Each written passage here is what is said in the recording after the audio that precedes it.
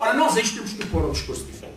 E esse discurso diferente opõe-se, em grande parte, por recuperação da linha matricial do nosso pensamento fundador no século XIX e no século XX. Da grande tradição liberal, do verdadeiro, também concordo com o Sr. Professor, do verdadeiro liberalismo, pelo menos daquele a que nós somos mais sensíveis, e do socialismo liberal. O Jaurès dizia, o Jean Jaurès dizia, o socialismo é uma forma, mais ou menos isto, o socialismo é uma forma superior do individualismo.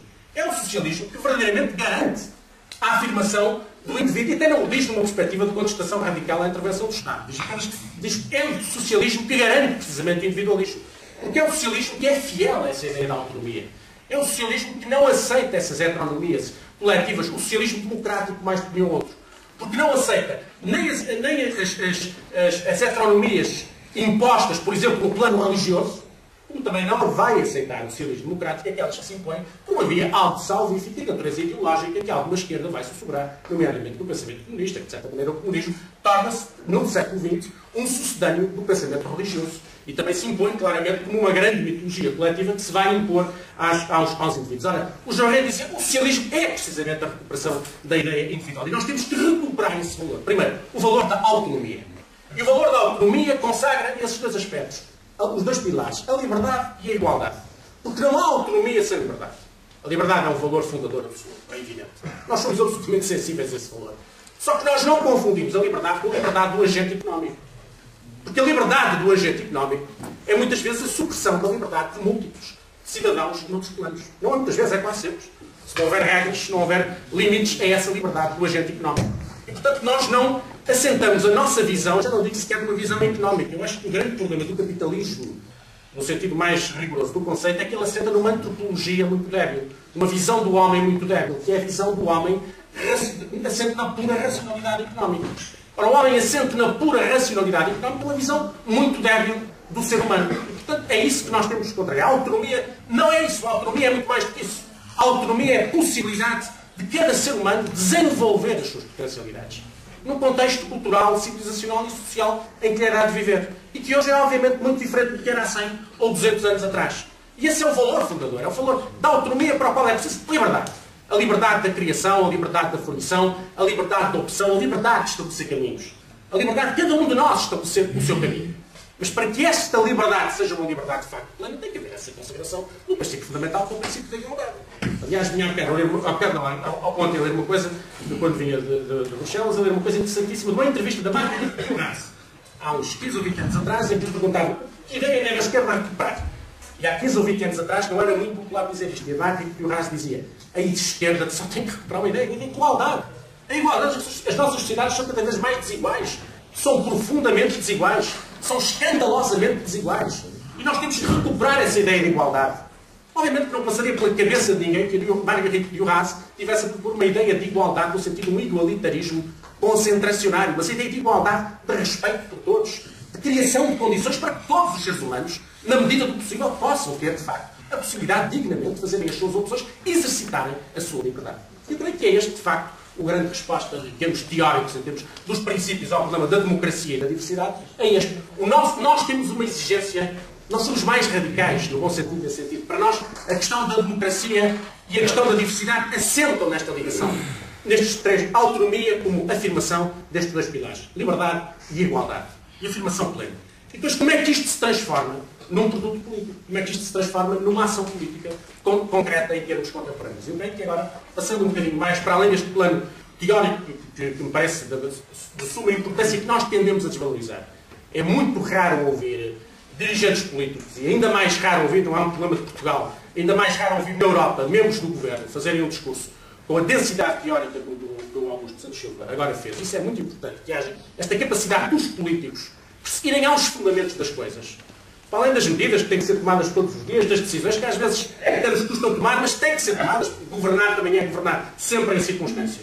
E governar é governar sempre com uma dose elevada de pragmatismo, no bom sentido do conceito, como é evidente. E, portanto, muitas vezes, governar também não é trair as nossas convicções, mas é aplicar as nossas convicções a realidades muito complexas, muito difíceis de gerir, mas é preciso termos sempre a noção dos fundamentos, e ir até esses fundamentos últimos das coisas para que haja um sentido último para a nossa ação política cotidiana. E eu acho que isso é muito importante, mas agora entrando no plano europeu e do mais concreto, nós hoje temos de facto na Europa problemas graves para associar a democracia com a diversidade. Não vou alongar muito, fará também a sua intervenção. Não vou alongar muito, mas onde é que eles se colocarão de maneira mais evidente? Em primeiro lugar, a Europa tem que ter uma estratégia. A Europa, enquanto União Europeia, tem que ter uma estratégia para absorver o processo, absorver no sentido de reagir bem ao processo de globalização em curso. Porque, na verdade, eu creio que o maior problema com que hoje se coloca a União Europeia é este.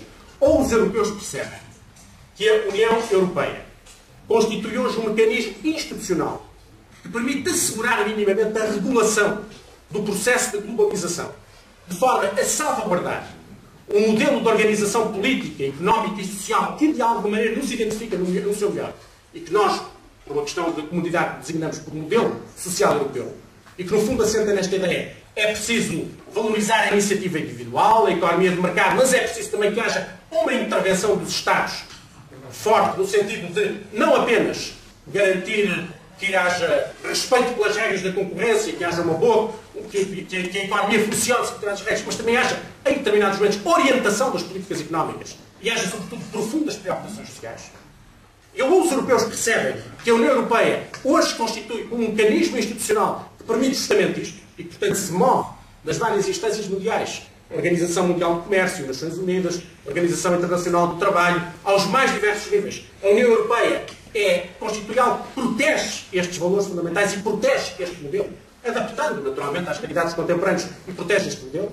Ou se os europeus acham que não é assim e acham que a União Europeia é uma espécie de cavalo de Troia dentro da União Europeia, do que a globalização tem de mais selvagem, então aí as coisas vão correr mal. Eu acho que hoje a questão fundamental para a Europa é precisamente essa. Eu acho que os governantes europeus têm que perceber isto, e acho que alguns estão a perceber isto, nomeadamente os nossos governantes portugueses estão a perceber isto, ou nós somos capazes de dizer que a União Europeia tem valores e tem princípios. Eu acho que nós temos um passo importante com o Tratado de Lisboa. Por isso que, apesar de todas as críticas que se possam fazer ao Tratado de Lisboa, o Tratado de Lisboa tem aspectos muito importantes. E um deles é que a adoção de uma Carta de Direitos Fundamentais, em que são consagrados alguns princípios fundamentais no plano social. A Carta de Direitos Fundamentais, ao consagrar não apenas direitos políticos e direitos cívicos, mas também direitos económicos e direitos sociais, e ao ser, de certa maneira, a Carta Genética, o bilhete de identidade europeu do mundo, também nos permite, de alguma maneira, projetar esses valores na cena internacional e dizer, não, nós estamos aqui para proteger isto e, se possível, procurar projetar isto no mundo. Tendo consciência que não é com a recurso a medidas ultraprotecionistas, mas é impondo algumas regras. Não é por protecionismo, mas também não é com a exaltação permanente da liberalização das trocas comerciais, em absoluto, se estivesse aí a panaceia para todos os maus, porque não está. Porque a liberalização das trocas comerciais a todos os níveis, o que significa é que alguns grupos, em muitos países, se calhar em todos os países, vão ganhar com isso, mas há setores fortíssimos, setores vastíssimos, em todas as sociedades que vão perder muito com isso. Tem que haver alguma condução do processo da própria liberalização comercial internacional. Eu acho que hoje as crises financeiras, a crise das matérias-primas, a crise dos alimentos, a crise da energia, de alguma maneira já nos veio fazer ver isto. Quer dizer, a ideia de que há um mercado universal e é preciso confiar nesse mercado, liberalizar o mais possível, acabar com as barreiras, isto vai funcionar tudo bem e nós todos vamos ganhar. Que é uma tese utópica, é uma nova utopia. A ideia de que há aqui uma regulação, a ideia da mão invisível projetada para o plano universal, há aqui uma espécie de utopia. Eu acho que isso está a falir agora e estamos a perceber que essa ideia de facto conduz aos resultados a que conduz. A alternativa a isso, evidentemente, não é agora fecharmos as fronteiras, nem planificarmos as economias, nem construirmos Estados demasiado robustos, que têm também esse perigo do Leviatã que inevitavelmente surgiria, como surgiu historicamente sempre que se fez isso. Mas a alternativa é um equilíbrio. E a alternativa é reconduzir a política ao seu lugar, que aliás é talvez o grande problema das sociedades contemporâneas. É que a política perdeu a capacidade de pilotar as sociedades, de comandar, essa palavra, de comandar as sociedades. Hoje, a dimensão política, perdida entre uma dimensão infraestadual absolutamente incapaz e uma dimensão supraestadual, que ainda não está bem definida, pelo menos no plano europeu, que apesar de tudo é o mais avançado do mundo, mas não está bem definida, a verdade é que a instância política perdeu peso, perdeu importância. Há uns anos atrás, para o bem ou para o mal, um primeiro-ministro era responsável por uma série de coisas, porque hoje não é. Hoje o primeiro-ministro pode dizer candidamente, e até corretamente, que grande parte das coisas que se passam na vida económica do seu país escapam totalmente ao seu controle. Só não diz que no dia em que disser isso, evidentemente, isso tem repercussões. Mas é verdade.